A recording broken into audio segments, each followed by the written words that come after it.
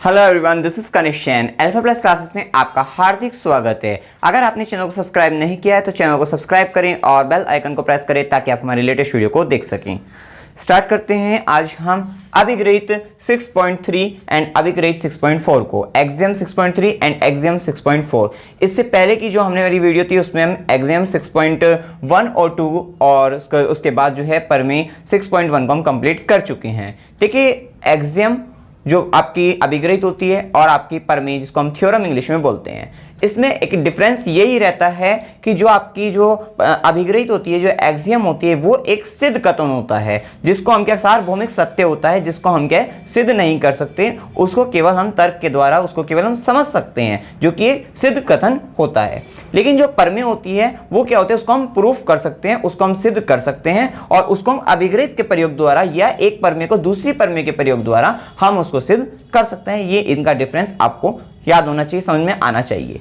फिर उसके बाद हम बात करते हैं यहाँ पर कि अभिगृहित 6.3 की अगर हम जैसे बात करें तो अब इसमें क्या कहा गया है कि यदि एक तिर्यक रेखा दो समांतर रेखाओं को प्रतिच्छेद करे तो संगत कोणों का प्रत्येक युग्म बराबर होता है। और आपको एक बात और मैं आपको बता देता हूं कि ये जो प्रमेय होती है वो इंपॉर्टेंट होती है एग्जाम पॉइंट ऑफ व्यू से, और अभिगृहित केवल जो है आप समझ लीजिए और उसका प्रयोग प्रमेय में करेंगे, इतना ही इंपॉर्टेंट है क्योंकि इसको सिद्ध नहीं किया जा सकता, इसलिए एग्जाम में नहीं पूछी जाती। चलिए अब देखिए, यहाँ पर हम बात करते हैं कि इसने कहा कि यदि एक तिर्यक रेखा, ठीक है, दो समांतर रेखाओं को प्रतिच्छेद करे, मतलब आपको दो समांतर रेखा पहले ड्रॉ कर लेनी चाहिए इसको समझने के लिए।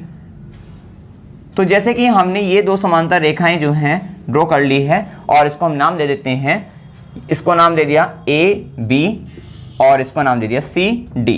तो ये दो समांतर रेखाएं हैं कि ए बी जो है आपकी समांतर है सी डी के। तो अब उसने क्या कहा कि अगर इन दोनों समांतर रेखाओं को एक तिर्यक रेखा, कोई भी एक तिर्यक रेखा प्रतिच्छेद करे, अब ये समांतर रेखा, इसको एक तिर्यक रेखा को आप प्रतिच्छेद करा दीजिए। ये देखिए, हमने इस एक तिर्यक रेखा से इसको प्रतिच्छेद करा दिया है, ठीक है। तो अब ये तिर्यक रेखा, इसका भी नाम ले देते हैं। सपोज करिए इसको हमने नाम ले दिया एल, ठीक है। एल एक तिर्यक रेखा है, तिर्यक रेखा है।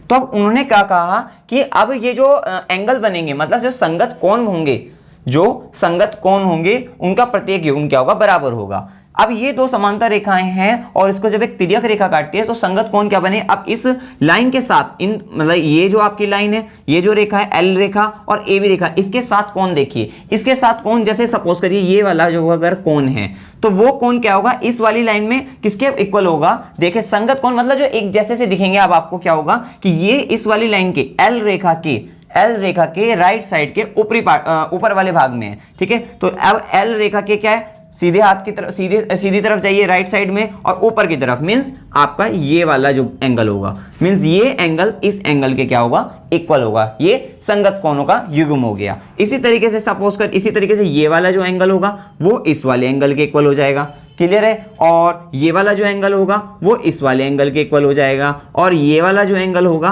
वो किसके, क्योंकि ये आप देखिए ये लेफ्ट साइड के नीचे से बन रहा है एंगल, तो ये भी लेफ्ट साइड में जाइए और नीचे के साथ जो अगर बनाएंगे इस तरीके से जो एंगल बन जाएगा। तो ये एंगल इसके इक्वल हुआ, ये एंगल इसके इक्वल हुआ और ये इसके इक्वल। इस तरह से आपको पता लगेगा कि संगत कोणों का प्रत्येक युग्म बराबर हुआ। कब हुआ, जब दो रेखा ए बी समांतर सी डी है और एल एक तिर्यक रेखा है। तो ये अभिगृहित आपको याद होनी चाहिए। अब होगा क्या, इसका उपयोग जो है हो सकता है आगे की जितनी जो प्रमेय है उसमें हम इनका उपयोग करें और इस अभिगृहित का उपयोग करके हम उनको सिद्ध करें। ये बात आपको समझ में आनी चाहिए। अब ये तो है अभिगृहित 6.3। इसी तरीके से इसका उल्टा अगर हम कर दीजिए, विलोम अगर हम कर देते हैं तो अभिगृहित 6.4 आ जाती है। अभी क्या था, दो समांतर रेखा थी, उनको एक तिर्यक रेखा काट रही थी। अब क्या होगा कि यदि एक तिर्यक रेखा, ये जो एक तिर्यक रेखा है वो दो रेखाओं को काटे, दो रेखाओं को प्रतिच्छेद करे, तो संगत कोणों का युग्म बराबर दे दिया। संगत कोणों का एक युग्म बराबर है तो दोनों जो रेखाएं हैं आप उनको समांतर सिद्ध मतलब समांतर बताना है कि वो दोनों रेखाएं समांतर होती है। देखिए इसमें क्या हुआ कि अब जो है ये जो युग्म है, यहीं से देख लीजिए आप, देखिए एक युग्म छोड़ लीजिए आप, पहले देखिए उन्होंने क्या कहा कि यदि एक तिर्यक रेखा दो रेखाओं को इस प्रकार प्रतिच्छेद करेगी संगत कोणों का एक युग्म बराबर हो। दो रेखाएं, एक तिर्यक रेखा और संगत कोणों का एक युग्म बराबर है। तो क्या सिद्ध करना है कि ये ए बी है, मतलब बताना है ए बी जो है वो समांतर है सी डी के, सीधे नहीं, क्योंकि ये तो अभिक्रित है, इसको तो हमें समझना है कि ए बी समांतर सी डी तर्क के द्वारा। तो अब यहाँ तर्क क्या लगता है, देखिए ए बी को समांतर सी डी बताना कैसे बता सकते हैं। देखिए ये एंगल जो है इस एंगल के बराबर है, हम कहते हैं बराबर नहीं है। कब बराबर नहीं होगा, हम सपोज करिए इस एंगल को बढ़ा देते हैं, और इस एंगल को कब बढ़ाएंगे, हमने सपोज करिए ये लाइन को ऐसे कर दिया, ठीक है, ऐसे कर दिया, तो ये एंगल क्या हो गया, बढ़ जाएगा। क्लियर है इतनी बात, ये एंगल क्या हुआ, बढ़ गया। अब देखिए ये एंगल जब बढ़ा, मतलब ये एंगल अगर अनइक्वल है, अब क्या हो गया, जब ये एंगल बड़ा हो गया ये एंगल छोटा हो गया एक तरीके से, तो अब इसको क्या करेंगे, ये संगत कोण बराबर तो नहीं है, और जब बराबर नहीं है तो आपने देखा ये जो रेखाएं हैं ये भी क्या हो गई, असमांतर हो गई।